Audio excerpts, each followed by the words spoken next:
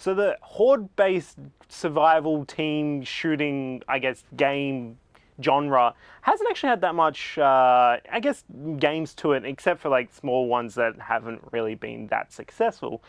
And, you know, Left 4 Dead is always one that's hard to actually like improve on.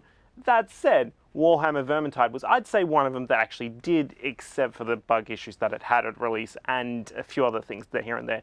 That said again, Warhammer Vermintide II has improved a hell of a lot on a lot of its stuff. And I've brought in Jason to talk a little bit about it. So let's be clear. Number one was buggy AF. Now, you reckon you didn't get them, but it was buggy AF. I think there was a few issues with that first game that had like bug issues and like enemies going through walls and stuff like that. There's still a little bit of that in Vermintide 2 at the moment. Timmy's looking down from on his cloud right now, shaking his hand and going... Yeah, sure, but it's improved a hell of a lot, and there's a lot of new systems in Vermintide 2 that really work. So I guess that is the big thing that we're covering with it, is that Vermintide 1 was very much that Left 4 Dead, but kind of melee focus. Yeah. Like, it had ranged and various things like that, but it was basically more about sort of like chopping them up.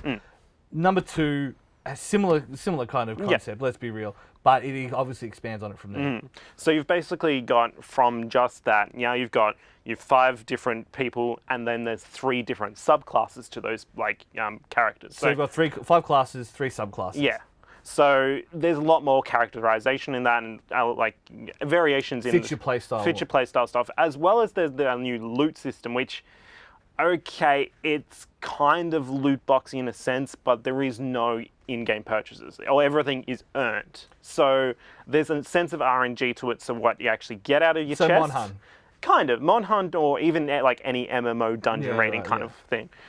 It's actually really works well because you actually improve like actual difficulties. So like you go item levels basically from 100, that's your your recruit, and then from up there you go to I think your harder difficulties until you get to your legendary difficulty, which then you're kind of having to have 3 members that actually are good with you. So I guess that is still the problem. Is you're still relying on having people who take the game remotely as seriously as you do, or are at least of an adequate skill level to what you're playing. And this is the thing with a lot of those kind of games. Like, you didn't mention the thing, of course, because I played a lot, is Salmon Run. Like, a good Salmon Run can be brought down by one person. Let's be real. Is it still the same with Vermintide? A little bit, just because like there's a lot of small times where you have to focus on saving your one ally, or this big one boss that then there's other things that can come around, and you have to focus on one thing first and then go to the next. That said, quick play is working really well at the moment. Like the matchmaking stuff's working really well. As even the Twitch like integration where you can actually vote on things to put into your Twitch streamer's game is actually really interesting and cool to play with. So I guess that is a cool kind of mechanic to bring everyone into it, is have that, do we want to spawn this boss or that boss? Do we want to spawn this wave or that wave? I mean, that's a really cool, that in itself is an improvement over the old system. You can just like, do you want to help or hinder? That's basically what it comes to. It's Twitch chat. It's Twitch chat. It's Tinder.